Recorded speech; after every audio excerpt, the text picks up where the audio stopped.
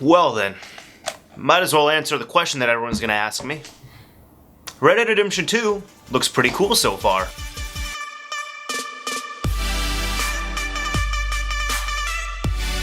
Anyways, hey, what's going on everyone? It's me, Mr. Mario, and today we're gonna be talking about the Nintendo NX, Nintendo Switch reveal. Now, just prefacing this right here, I'm not going to show any video footage of the trailer that was released today by Nintendo, because Nintendo kind of likes to do content ID stuff and strike stuff, and I don't feel like doing that right now. So it's really going to be me talking about this and my thoughts. Now, for anyone who has not seen the trailer, I'm going to link it down below in the description. I would recommend you check it out.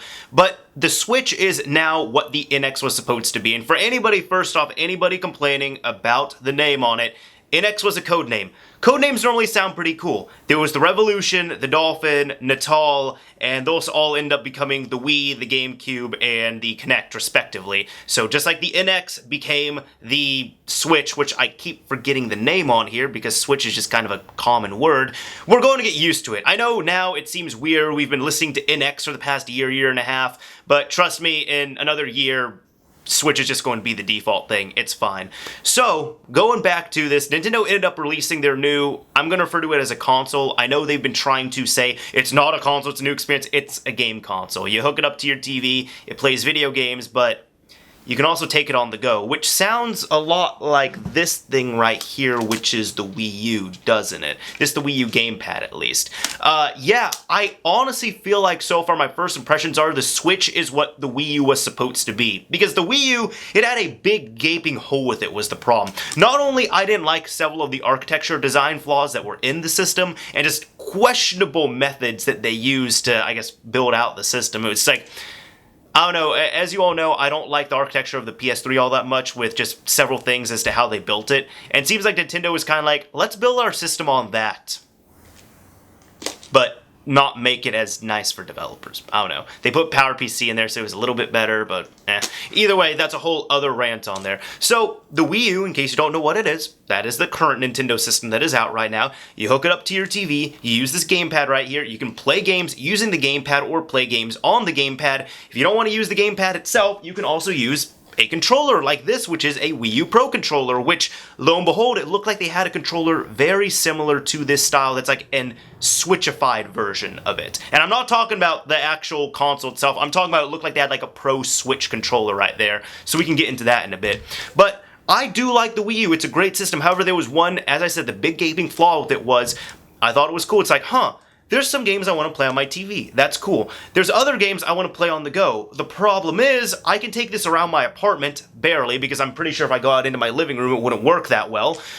But the other issue you run into is you can't easily take this thing with you. Yeah, you could end up like bringing a battery and a power inverter of some kind and, you know, end up hooking up your brick and all this other stuff and hooking up the console in a backpack, and then you could bring this with you. And I know it sounds like a lot of work, and it is, but I've seen people do it, so it is possible. You can have a portable Wii U, but it's not ideal. So this is filling in that gap, saying, hey, you know how we had the Wii U and it was pretty much portable within your home to an extent?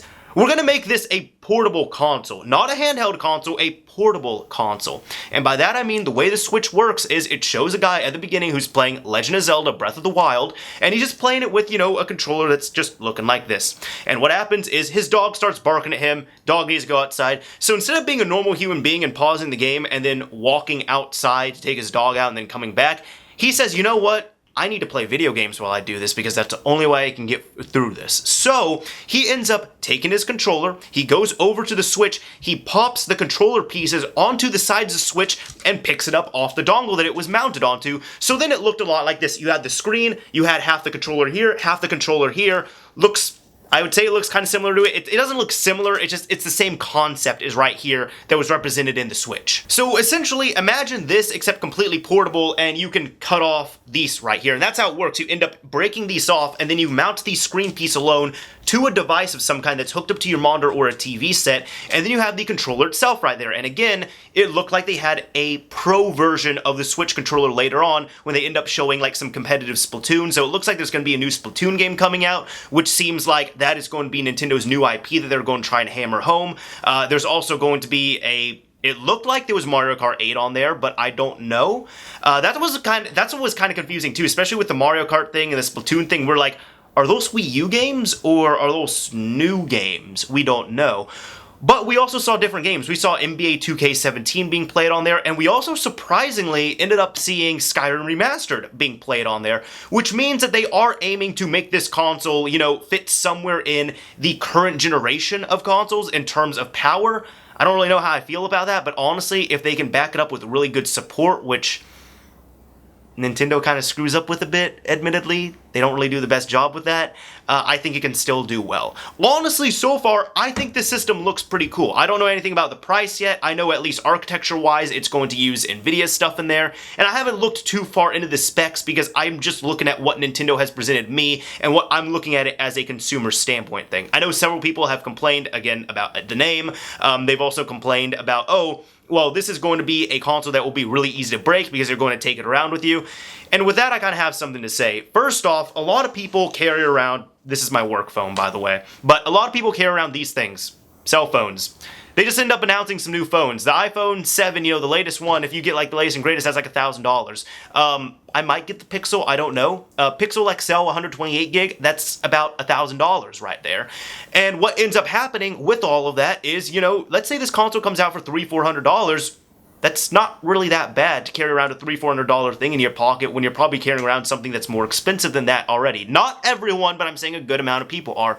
The issue that comes into play is people aren't used to carrying around consoles with them. Now me, I myself, I like to kind of go on the go sometimes. I also like to, you know, take consoles over to friends' houses, so I don't mind packing up my consoles and, you know, putting them in my backpack, all that stuff. That's normal to me. A lot of people, they buy a console, they put it on their desk, or they put it in their entertainment center.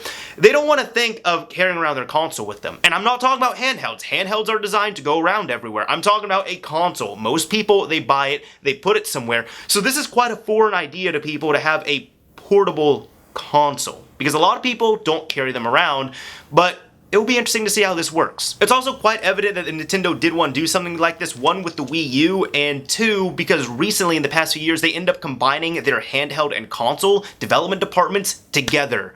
So now they're going to be working on the same games in Unity and all that stuff, but not Unity the engine, I'm talking about just like, you know, togetherness. Overall though, my thoughts on it, I think it looks pretty cool. Am I going to pick one up on launch? I can't decide that right now because I don't know the price point, I don't know the games that are coming out, I don't know the software support, I don't know anything else about it. I just know about this trailer right here and a few other things.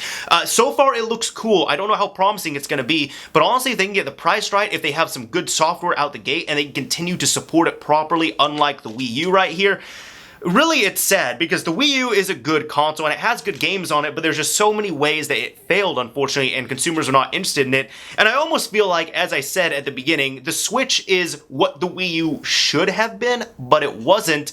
And the Wii U kind of took multiple bullets for the Switch to succeed. And I hope the Switch succeeds. I hope all the consoles out succeed, honestly, because I don't want to see any consoles fail unless there's something fundamentally wrong with it. Like, for example, when the Xbox One was trying to do the Suicide Watch DRM, at that point I'm like, no. If Microsoft released it in that state, I do hope the system fails, so that way companies will look at that as an example and say we cannot do that on our game systems. But so far, I'm hoping the Switch will do well. A lot of people seem torn, though. People think it's cool, or people think it's completely horrible and Nintendo's lost their ways.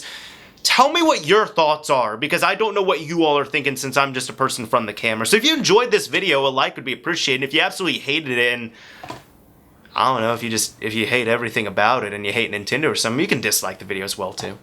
Well, I'd be confused while you're watching this, but hey. Anyways, it's Mr. Mario signing off. Thank you all for watching, everyone.